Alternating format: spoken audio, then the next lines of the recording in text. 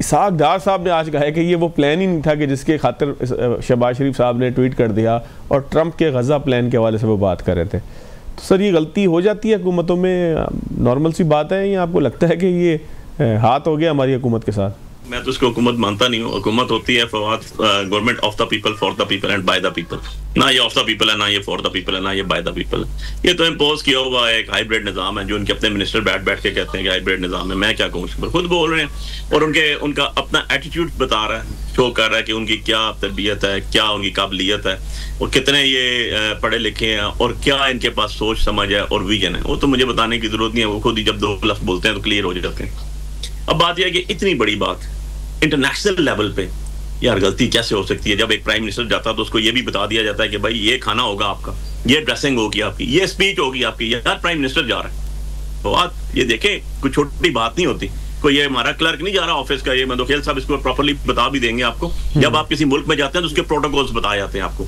सबसे पहला काम ब्रीफ होता है, और ये मौसूफ तो बहुत अरसे वज़ीर आला रहे, 2 दफा प्राइम मिनिस्टर रह चुके हैं, इनके भाई 2 दफा रह चुके हैं, इनको तो बहुत कुछ पता है। अब इसको मैं क्या कहूँ, अपनी कौम के साथ ये जुल्म अजीम कहूँ, या हमारे पे भारत किया हुआ जुल्म कहूँ, या जो कुछ भी है, लेकिन इसको मैं कैसे टॉलरेट कर दूं इतनी बड़ी बात को, मुझे आप बता दूं। या क्या इनके पास इस चीज को आप कह सकते हैं कि कोई माफीनामा आएगा, या वो खड़े हो गए एक कुछ कह रहा है, दूसरा कुछ कह रहा है, तीसरा कुछ कह रहा है। मैंने देखो सेंस ऑफ रिस्पॉन्सिबिलिटी होनी चाहिए।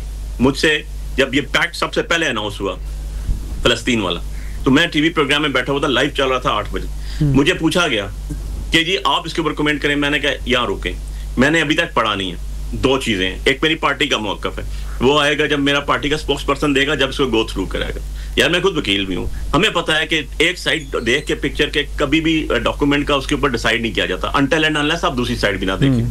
तो जब तक दोनों को देख नहीं लेते, दोनों को पढ़ नहीं लेते, तो मेरे जैसा एक वर्कर भी अपनी बात करते हुए बहुत मुताद था कि यार ये मुल्क की बात है, स्टेट की बात कर रहे हैं आप, इंटरनेशनल चीजों पे जगह पे आप बात करेंगे। ये एक बात कोर्ट की आगे बहुत दूर तक जाएगी। तो ये इतने बड़े ओहदे पे बैठ के जो लोग कर रहे हैं, इनकी नालायकी तो है ना, इनको कोई बचा तो नहीं सकता इस चीज से, ना बचाना चाहिए, ना सेव करना चाहिए। जो चीजें हैं अगर वो उनकी मैं कहूँ इंटेंशनली उन्होंने किया है तो बहुत बड़ा जुल्म किया, अनइंटेंशनली किया है तो उससे बड़ा जुल्म किया कि यार आपके पास फौज जफर मौज रखी हुई है आपने, ब्यूरोक्रेसी से लेके हर चीज आपके इर्द गिर्द है।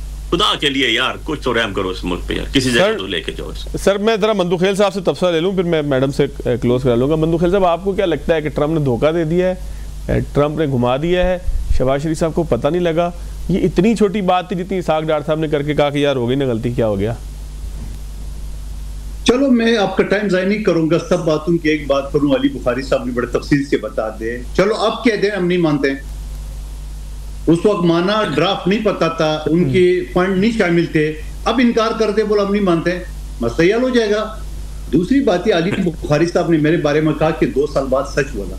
अली भाई मैं पहले दिन से, मैं खुद विक्टिम हूँ, मुखबर खास मुस्तफा कमाल को मेरे सीट पे बिठाया, मैं तो उस दिन से चीख रहा हूँ, ठीक है, मैं तो हमेशा कहता हूँ। दूसरा, मोहतरमा शमाला साहब ने कहा कि जमहूरियत में इख्तलाफ होता है, जरूर होता है, इख्तलाफ होता है, उंगलियां तोड़ना तो नहीं होता है। मैं पंजाबी हूँ, पंजाबियों की तरफ किसी ने आंख उठा के देखा तो उंगली तोड़ दूंगी, आज फिर रिपीट किए।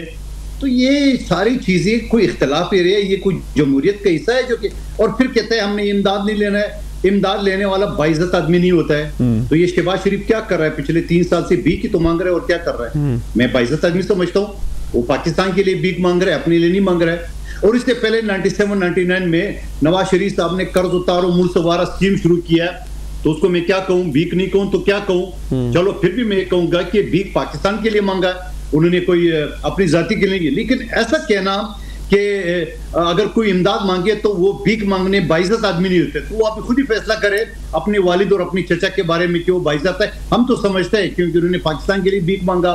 दूसरी बात ये साथ साथ चीज जो कह रहे हैं, और ये जो नेहरू वाला मामले के ऊपर तो ऑलरेडी CCI में ये फैसला हो चुका है, चाचा जान ने वहां खत्म कर दिया है। तो ये भतीजे ने फिर क्यों उठाया मामले को? क्योंकि आपने डॉलर पकड़े सऊदी अरब से, चाइना से, मिडिल ईस्ट से, अब उस डॉलर को सीधा करना है। लेकिन अब सीधा करना है तो अपने पानी से करो।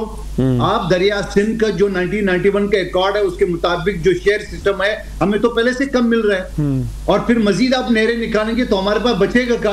आपका घर ऊपर है, यानी सूबा पंजाब ऊपर है, सिंध नीचे है, तो ऊपर आप नहरें निकालेंगे तो नीचे पानी कहां से आएगा?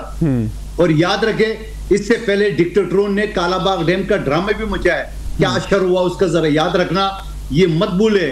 सिंध की आवाम पीपल्स पार्टी ने नहीं सड़कों में निकाला है, सिंध की आवाम खुद निकली है। बलूचिस्तान की आवाम, पुख्तूनख्वा की आवाम माजी में कालाबाग डैम के हवाले से खुद निकली है। ये हमाकत मत करना, ये आप ये समझ लो कि आप ये हमाकत करेंगे तो आप ये समझ लो कि आप जीटी रोड तक महदूद रहेंगे, आपके ऊपर पाकिस्तान भर के सारे दरवाजे बंद हो जाएंगे। गलत फहमी में नहीं रहना। ठीक हो गया। दोबारा कहूंगा बेहद एहतराम अली बुखारी साहब से, आपका वास्ता पड़ा है बर्गर बच्चों से पीटीआई के, जो आपने केसेस डाल के इधर उधर कर दिए। सर बर्गर बच्चे पे 19 केस हैं अभी बताया उन्होंने।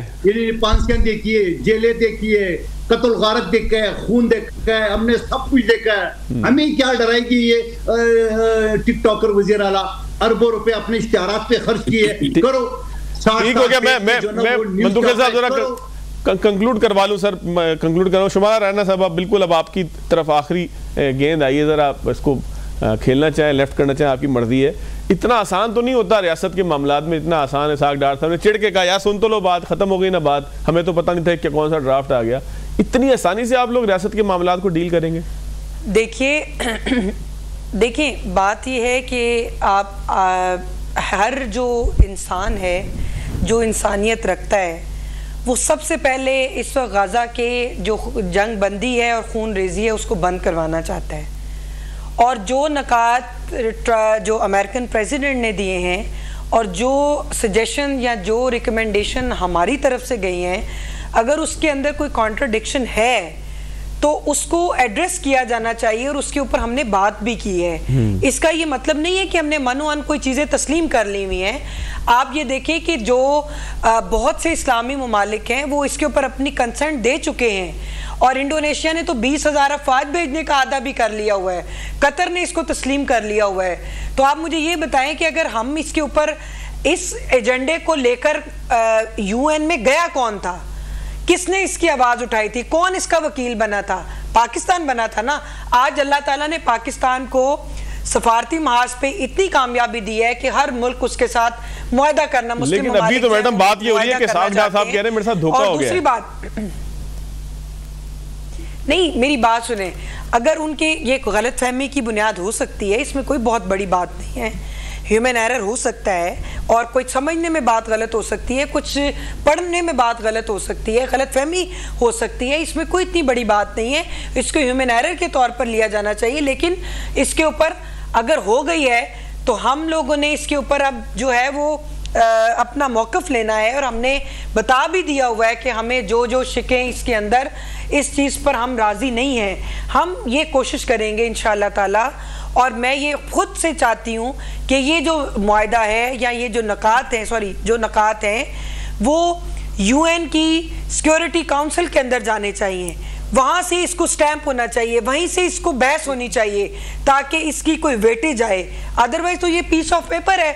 इससे पहले 2 मुआहदे नहीं हुए थे कि जो इसराइल की जंग जो है वो जंग बंदी के लिए और इसराइल की रियासत को जो है वो तस्लीम नहीं करना, ये हमारा मौक़िफ़ है। और वो 2 दफ़ा ये पहले मुआहदे हो चुके हैं। उन मुआहदों का क्या हुआ? वो भी तो ये जब तक UN की सिक्योरिटी काउंसिल में मैटर नहीं जाएगा उस वक्त तक ये चीज़ वेटेज नहीं होगी। ये मैं आज आपको आपके प्रोग्राम के तवज्जुह से अपनी जमात को भी और आवाम को भी बताना चाहती हूँ। और दूसरी बात ये है क्योंकि उसके अंदर कुछ ऐसी शख्सियात शामिल हैं जो उन्होंने कहा कि इंटरनेशनल लेवल के ऊपर हम इसके ऊपर एक बॉडी, गवर्निंग बॉडी जो है वो कॉन्स्टिट्यूट करेंगे। हो सकता है उस बॉडी के अंदर ऐसे लोग हों जो ग्रेटर इसराइल के हमायती हों। हम इतना ज़्यादा एतमाद, ट्रस्ट जो है वो वेस्ट पे नहीं कर सकते, हम अमेरिका पे इतना एतमाद नहीं कर सकते, लेकिन इसके ऊपर काम जारी है। प्राइम मिनिस्टर साहब की नीयत पे कोई शक नहीं है, डिप्टी प्राइम मिनिस्टर साहब की नीयत पे कोई शक नहीं है। चले हम भी कोई शक नहीं करते मैडम, हम भी कोई शक नहीं करते, हम भी दुआ करते हैं कि गजा के बासियों की मुश्किलात दूर हों।